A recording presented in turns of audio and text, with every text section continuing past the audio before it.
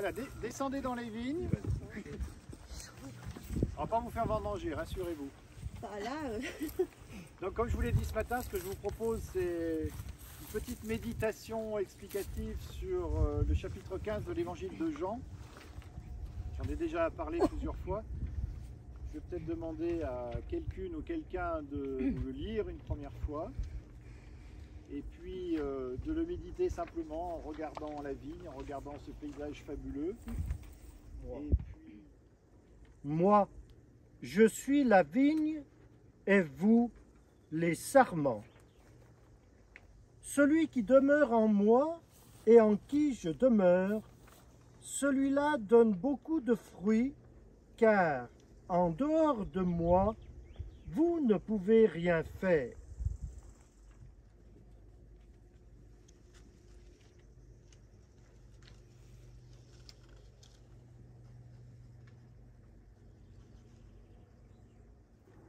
Demeurez en moi comme moi en vous.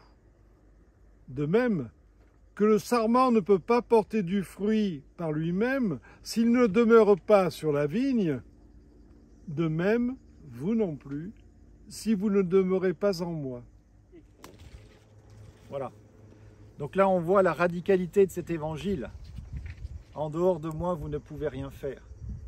Alors cette, elle pousse, hein, elle est plus vigoureuse que les autres. Elle profite de la vie, mais elle ne porte pas de fruits. Donc on va la laisser sécher, on va la laisser mourir, et puis on la brûlera. Donc par rapport à ce matin, avec cet évangile, on peut voir le peuple de Dieu. Alors j'enlèverai les mages parce que c'est un peuple qui est bien rangé, hein, qui est bien organisé, personne ne dépasse. À savoir cette vigne, hein, Vitis vinifera, c'est en fait une espèce à l'état sauvage qui est plutôt une liane et qui a tendance à pousser. Et c'est l'une des plantes sauvages qui demande le plus de travail de l'homme, justement, pour la canaliser, pour la contraindre, pour qu'elle porte du fruit. Et puis le cep. Alors évidemment, il y a des ceps qui sont plus neufs, hein, ceux-là sont jeunes. Mais vous voyez, il y en a quelques-uns ici, ils sont très vieux. Le cep qui est le Christ, qui peut être le roc, qui peut être la source sur lequel la vigne reste attachée.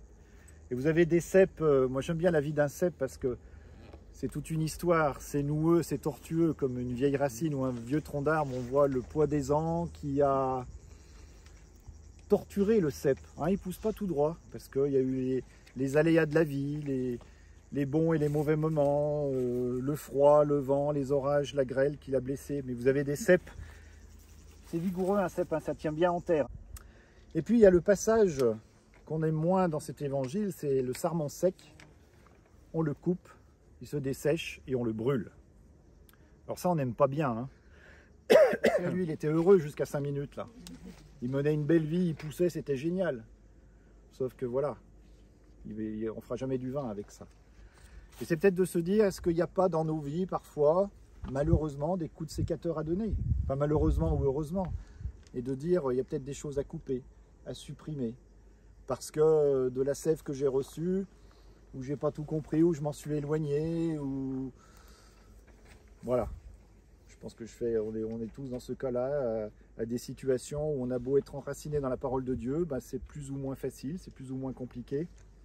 Et de se dire, j'ai peut-être des coups de sécateur à donner. Alors, je ne sais pas si vous avez déjà entendu le coup de sécateur, hein, c'est clac. Puis quand on a coupé, on a coupé. Hein. Alors, il ne faut pas couper le doigt, mais c'est assez radical. Mais c'est aussi de se dire ce que peut-être dans cet évangile, en dehors de moi, vous ne pouvez rien faire. Vous êtes enraciné dans ma parole, vous avez la sève que je vous donne. Peut-être accepter par moment des coups de sécateur qu'il nous faut donner. L'objectif étant toujours de donner de beaux fruits. Là, on a l'exemple d'une vigne, même si elle souffre, elle a encore de beaux fruits. Et de toute façon, elle donnera du fruit. Le vigneron fera quelque chose de cette parcelle pour faire le vin. Ce vin que Dieu nous donne, fruit de la vigne et du travail des hommes.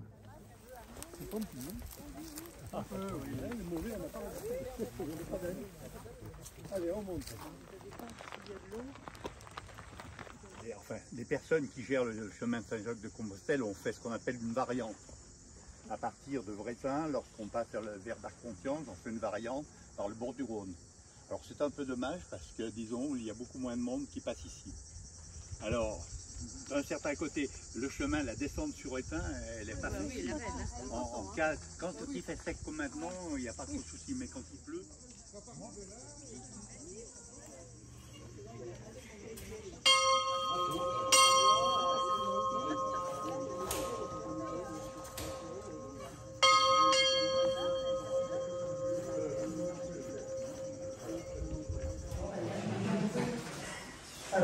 Bon, ben, vous regardez les vitraux, donc à votre gauche, on va commencer par là.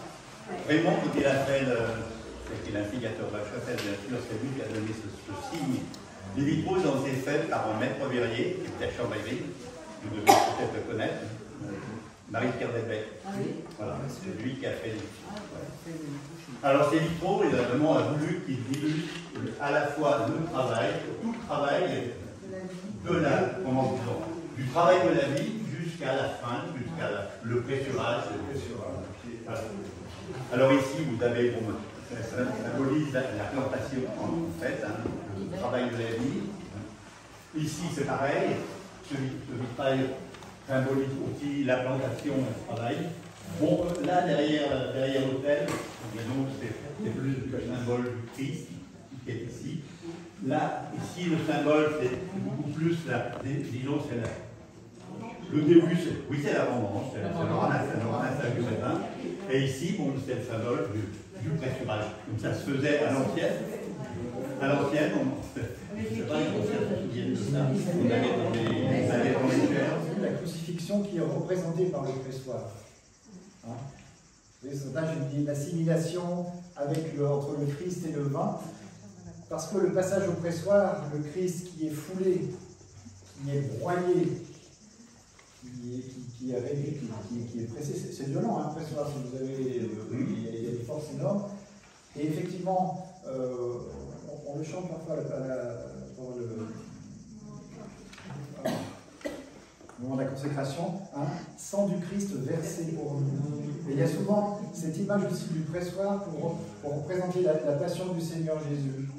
Hein, de dire broyer et tout, mais ce vin qui nous est donné quand même. Hein, aussi. Vous voyez ici vraiment le Christ est représenté uniquement par le vin.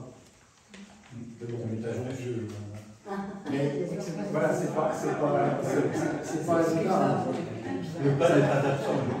Et ça m'a frappé tout de suite en arrivant. Je dis bah oui, symbole de l'Eucharistie, il n'y a pas le pain, il n'y a que le vin.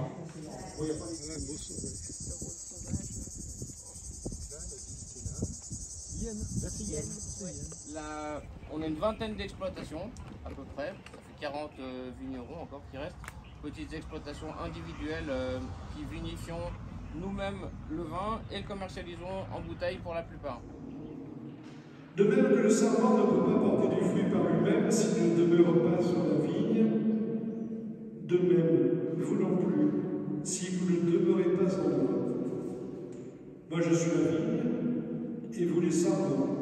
Celui qui demeure en moi et en qui je demeure, celui-là donne beaucoup de fruits, car en dehors de moi, vous ne pouvez rien faire. Ceci est mon corps livré pour vous. Corps du Christ, livré pour nous. Corps du Christ.